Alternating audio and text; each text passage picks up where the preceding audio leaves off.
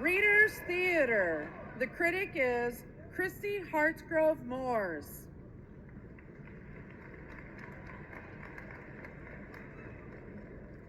Oh my gosh, if you weren't in the Readers Theater room, you missed it. It was such a wonderful day.